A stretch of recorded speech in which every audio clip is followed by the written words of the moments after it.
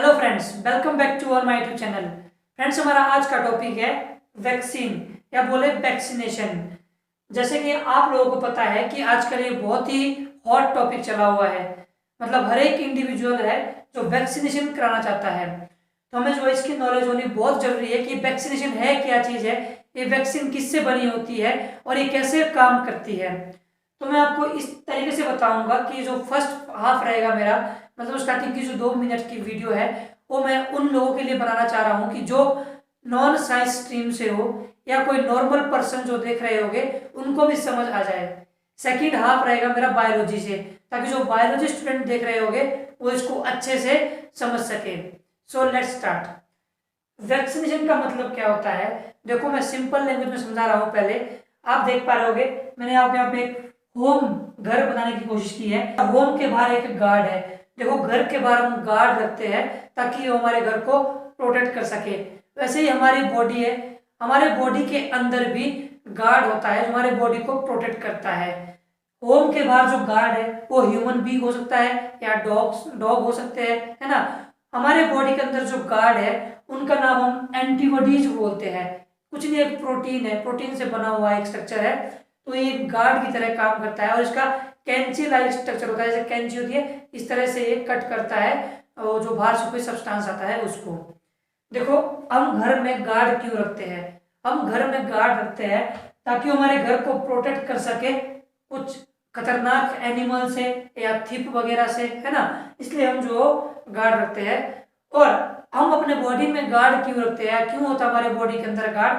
ताकि हमारे बॉडी को प्रोटेक्ट कर सके एंटीजन से। अब एंटीजन क्या होता है? लाइक वायरस, बैक्टीरिया एटसेट्रा, इन सभी को एंटीजन बोलते हैं। इसलिए हमारी बॉडी जो हमारे बॉडी के अंदर गार्ड होते हैं ताकि इनसे वो हमारे बॉडी को प्रोटेक्ट कर सके। सो अब बात है कि ये वैक्सीन क्या है, वैक्सीन किससे मिलके बनी होती है।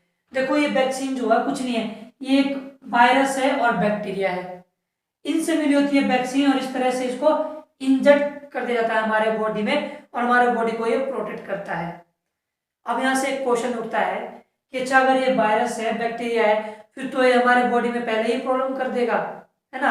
अगर हम वायरस को ही हमारे अपने बॉडी में डाल रहे हैं, मतलब कि हम बीमारी अपने बॉडी में डाल रहे हैं। देखो, जो ये वायरस है ना, इसको फुली एक्टिव फॉर्म में नहीं डाला जाता।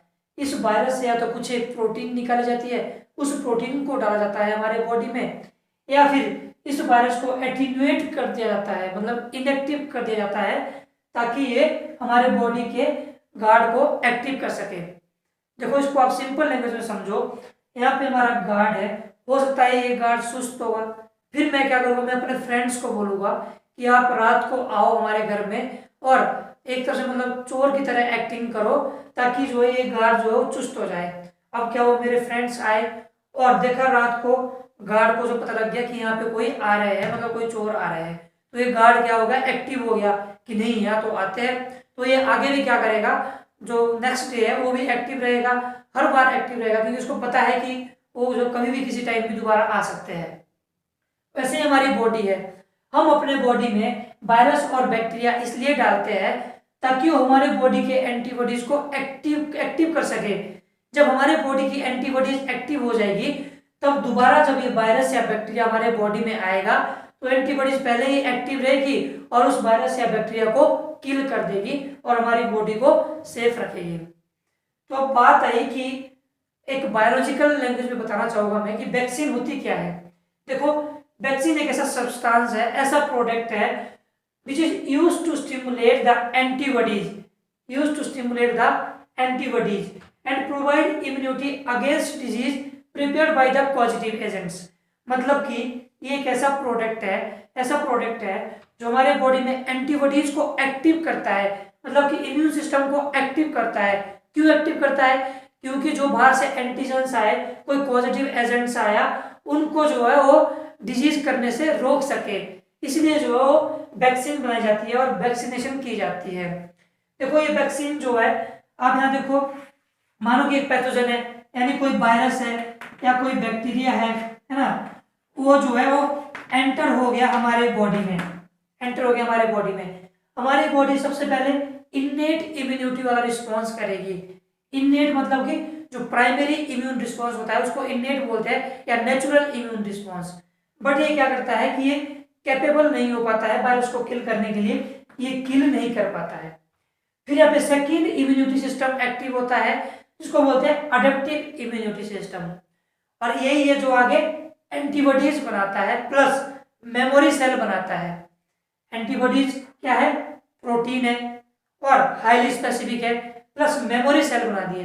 मेमोरी क्यों बनाए, क्योंकि देखो अभी देखो ये वायरस एंटर हो गया, यहाँ पे एंटीबॉडीज बन गई, दोबारा याद भी रखना है कि अगर दोबारा सेम टाइप का वायरस और आया तो हमने जो उसको डायरेक्टली एकदम से अटैक करना है, इसलिए मेमोरी सेल बनाए जाते हैं और बहुत ही यूजफुल रहते हैं ये मेमोरी सेल, क्योंकि इंस्टेंट रिस्पॉन्स करते हैं, है ना।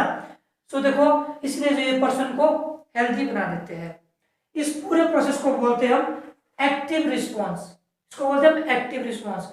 सेकेंड होता है पैसिव रिस्पॉन्स। पैसिव रिस्पॉन्स में क्या किया जाता है कि डायरेक्टली एंटीबॉडीज को ही एडमिनिस्ट्रेशन किया जाता है, एंटीबॉडीज को ही इंजेक्ट करते हैं हमारे बॉडी में, क्योंकि ये जो है लेस टाइम कंज्यूमिंग होता है ना। देखो ये पूरा प्रोसेस यहाँ पे रोक दिया जाएगा, डायरेक्ट एंटीबॉडीज डाल दी जाएगी, यहाँ से प्रोसेस स्टार्ट होगा, फटाफट ये क्या करेगा कि एंटीजन को किल करेगा।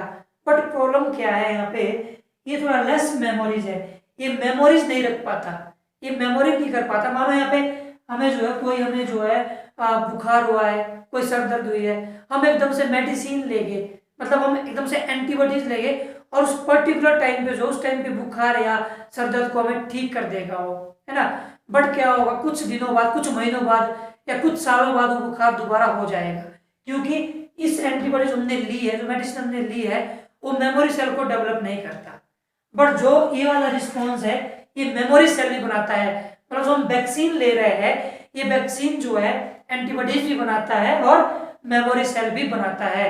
और मेमोरी सेल क्या करता है, याद रखता है, दोबारा जब कोई भी वायरस, चाहे कोरोना वायरस हो चाहे कोई भी वायरस हो, हमारे बॉडी में आएगा तो एकदम से ये एंटीबॉडी जो है उसको अटैक कर देगा। तो स्टूडेंट्स ये था पूरा आपका वैक्सीनेशन का कंसेप्ट।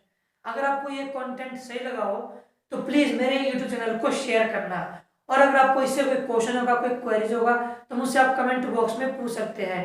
फिर भी अगर मैं आपका क्वेश्चन क्लियर नहीं कर पाऊंगा तो मुझे आप मेरे व्हाट्सएप नंबर पे क्वेश्चन शेयर कर सकते हैं, मैं आपको इमीडिएटली रिस्पॉन्स करने की कोशिश करूंगा। तो अगर आपको एक कंटेंट सही लगा हो तो इसको शेयर जरूर करिएगा and also press bell icon to get new updates. Thank you.